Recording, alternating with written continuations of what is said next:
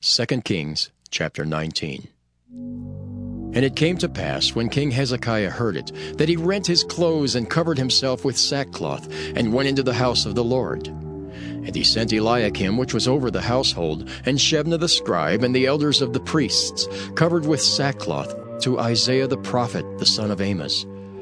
And they said unto him, Thus saith Hezekiah, This day is a day of trouble and of rebuke and blasphemy. For the children are come to the birth, and there is not strength to bring forth. It may be the Lord thy God will hear all the words of Rabshakeh, whom the king of Assyria his master hath sent to reproach the living God, and will reprove the words which the Lord thy God hath heard. Wherefore lift up thy prayer for the remnant that are left. So the servants of King Hezekiah came to Isaiah, and Isaiah said unto them, Thus shall ye say to your master, Thus saith the Lord, Be not afraid of the words which thou hast heard, with which the servants of the king of Assyria have blasphemed me. Behold, I will send a blast upon him, and he shall hear a rumor, and shall return to his own land. And I will cause him to fall by the sword in his own land. So Rabshakeh returned and found the king of Assyria warring against Libnah, for he had heard that he was departed from Lachish. And when he heard say of Tirhakah, king of Ethiopia, Behold, he is come out to fight against thee, he sent messengers unto Hezekiah, saying, Thus shall ye speak to Hezekiah king of Judah, saying, Let not thy God in whom thou trustest deceive thee, saying, Jerusalem shall not be delivered into the hand of the king of Assyria. Behold, thou hast heard what the kings of Assyria have done to all lands, by destroying them utterly, and shalt thou be delivered? Have the gods of the nations delivered them which my fathers have destroyed, as Gozan, and Haran, and Rezeph, and the children of Eden, which were in Thalazar? Where is the king of Hamath, and the king of Arpad, and the king of the city of Sepharvaim, of Hena and Ivah? And Hezekiah received the letter of the hand of the messengers, and read it. And Hezekiah went up into the house of the Lord, and spread it before the Lord. And Hezekiah prayed before the Lord, and said, O Lord, God of Israel, which dwellest between the cherubims, thou art the God, even thou alone of all the kingdoms of the earth. Thou hast made heaven and earth. Lord, bow down thine ear, and hear. Open, Lord, thine eyes, and see, and hear the words of Sennacherib, which hast sent him to reproach the living God. Of a truth, Lord, the kings of Assyria have destroyed the nations and their lands, and have cast their gods into the fire. For they were no gods, but the work of men's hands, wood and stone, therefore they have destroyed them.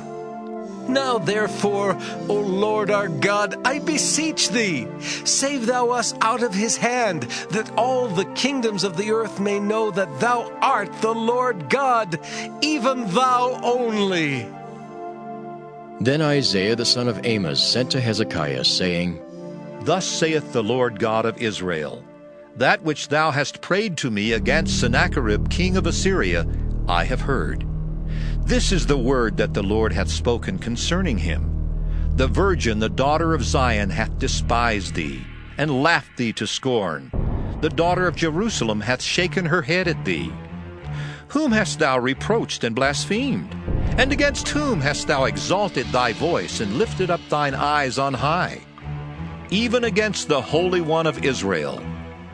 By thy messengers thou hast reproached the Lord, and hast said, With the multitude of my chariots I am come up to the height of the mountains, to the sides of Lebanon, and will cut down the tall cedar trees thereof, and the choice fir trees thereof, and I will enter into the lodgings of his borders, and into the forest of his Carmel. I have digged and drunk strange waters, and with the sole of my feet have I dried up all the rivers of besieged places. Hast thou not heard long ago how I have done it, and of ancient times that I have formed it? Now have I brought it to pass, that thou shouldest be to lay waste fenced cities into ruinous heaps. Therefore their inhabitants were of small power. They were dismayed and confounded. They were as the grass of the field, and as the green herb, as the grass on the housetops, and as corn blasted before it be grown up. But I know thy abode, and thy going out and thy coming in, and thy rage against me.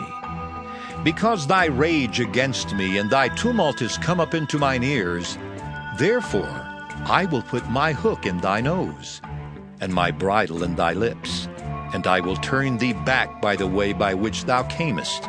And this shall be a sign unto thee: ye shall eat this year such things as grow of themselves, and in the second year that which springeth of the same.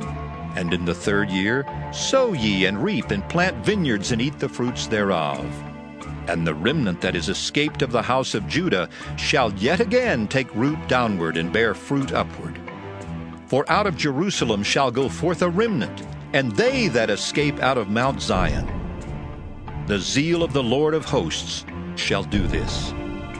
Therefore thus saith the Lord concerning the king of Assyria: He shall not come into this city, nor shoot an arrow there, nor come before it with shield, nor cast a bank against it.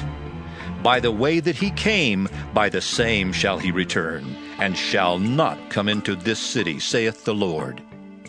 For I will defend this city, to save it, for mine own sake and for my servant David's sake. And it came to pass that night that the angel of the Lord went out and smote in the camp of the Assyrians 185,000.